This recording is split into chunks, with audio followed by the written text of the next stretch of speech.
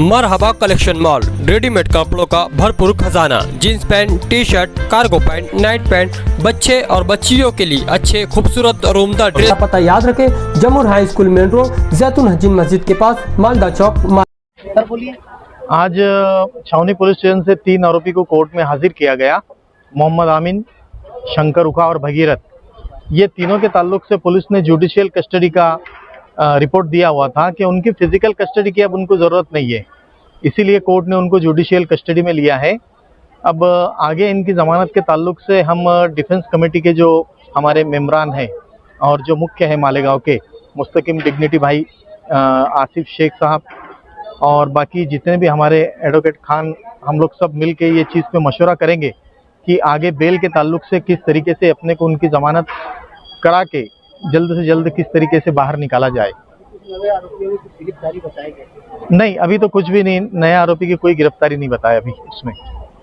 आज 4 आरोपी, एक साबिर अली और आमिन और 2 अभी आरिफ शेख साहब ने बताया। अभी तक हमने जो पहले 3 लोग नासिक सेंट्रल जेल में, जिसमें 2 औरतें भी हैं, उनके घर वालों से भी बातचीत हुई है। इस मर्तबा वकीलों के मशवरे के हिसाब से, क्योंकि 12 नवंबर का एक तजुर्बा हम लोगों के साथ में जुड़ा हुआ है, तो बहुत घाई और जल्दबाजी नहीं करना चाहते। वकील जो मशवरा देंगे कब कैसे बेल रखना है, उस हिसाब से आगे 2-4 दिन में बेल रखने का सिलसिला शुरू किया जाएगा।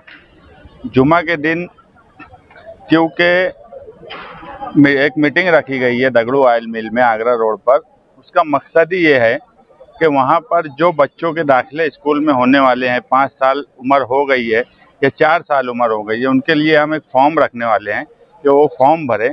और जिनको नोटिस दी जा रही है या जिन लोगों ने दाखिले के लिए इन 2 साल में अरीजा दिया था या नोटिस मिलने वाली है, उन तमाम ही लोगों को बुलाने की कोशिश की जा रही है।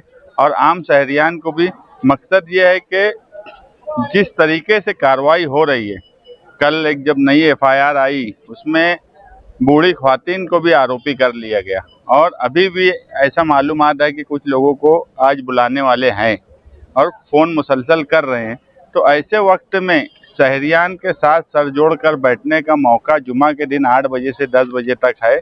मैं तमाम ही शहरियान से गुजारिश करूंगा कि ऐसे संगीन हालात में वो एक प्लेटफॉर्म पर आए, और जिन लोगों को भी माइनॉरिटी डिफेंस कमेटी की हिमायत करना है, वो माइनॉरिटी डिफेंस कमेटी के कन्वीनर आसिफ शेख को वहां पर आकर अपनी हिमायत का लेटर दे सकते हैं।